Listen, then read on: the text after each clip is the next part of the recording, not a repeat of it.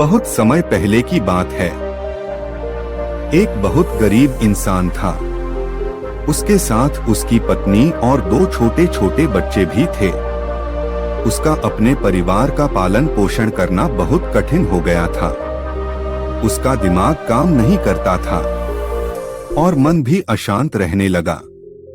तभी उसने अपना घर छोड़ने का फैसला लिया। एक रात जब उसकी पत्नी और दोनों बच्चे सो रहे थे, तो वो चुपचाप घर से चला गया। रात में बिना किसी मंजिल के वो आदमी चलता रहा। तभी अचानक उसने देखा कि एक नदी किनारे भगवान बुद्ध अपने शिष्यों के साथ बैठे हैं। उसी वक्त उसने निर्णय लिया कि वह अब सन्यासी हो जाएगा और भगवान बुद्ध का शिष्य बनकर यहीं रहेगा।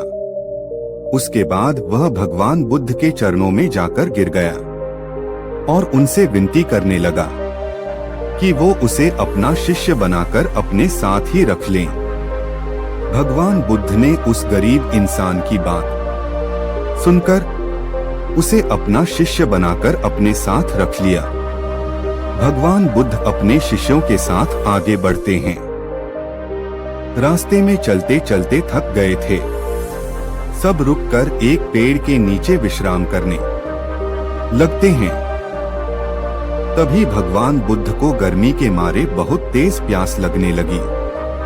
उन्होंने अपने नए शिष्य से कहा, यहाँ पास में ही एक सरोवर है, तुम जाकर वहां से पानी ले आ।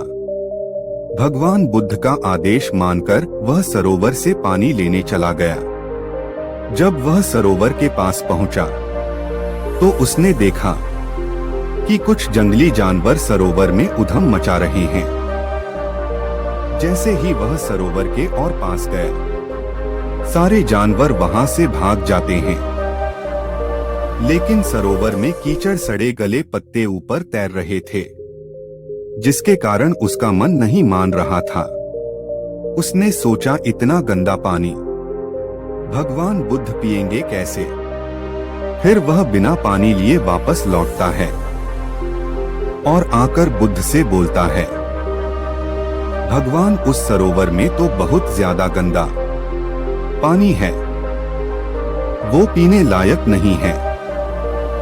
अपने शिष्य की बात सुनकर भगवान बुद्ध थोड़ी देर चुप होकर बोले, जाओ उसी सरोवर से जाकर पानी लेकर आओ। भगवान बुद्ध का आदेश मानकर वह वापस से सरोवर की तरफ चला गया। लेकिन वह मन में यही सोच रहा था कि भगवान बुद्ध इतने गंदे पानी को कैसे पिएंगे। जैसे ही वह सरोवर के पास गया, वह ये देखकर चौंक गया कि सरोवर का पानी एकदम निर्मल और स्वच्छ हो गया है और अपने स्वभाव में बह रहा है। उसने पानी लिया और भगवान बुद्ध के पास आते ही उनसे प्रश्न करता है। भगवान, थोड़ी ही देर में सरोवर का मैला पानी इतना साफ कैसे हो गया?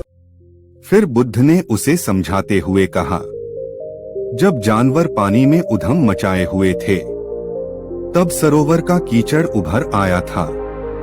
लेकिन कुछ देर शांत रहने पर कीचड़ फिर से नीचे बैठ गया और पानी पहले जैसे फिर से निर्मल और स्वच्छ हो गया। ठीक इसी तरह से हमारे मन की स्थिति भी ऐसी ही होती है।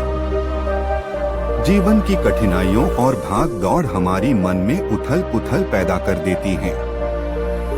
जीवन की कठिनाइयों और भाग दौड़ हमारी मन में उथल पुथल पैदा कर देती हैं, जिसके कारण हम बिना सोचे समझे गलत निर्णय ले लेते हैं। लेकिन कोई भी निर्णय लेने से पहले अगर हम अपने चित्त को शांत रखें और धैर्यपूर्वक बैठकर सोचें, तो हमारे मन की वो उथल पुथल भी पानी की कीचड़ की तरह नीचे बैठ जाती है और तब हम जो भी निर्णय लेते हैं वो हमेशा सही होता है। इसलिए बुरे समय में इंसान को अपना धीरज नहीं खोना चाहिए। भगवान बुद्ध की यह बातें सुनकर उसका दिमाग खुल जाता है। और जब वह शांति से बैठकर सोचता है तो उसे अपनी ही गलती नजर आती है। फिर उसे समझ में आता है कि उसने अपना घर छोड़ने का गलत निर्णय लिया था। फिर वो भगवान बुद्ध के चरण स्पर्श करके उनसे आज्ञा लेकर अपने घर और वापस चला जाता है।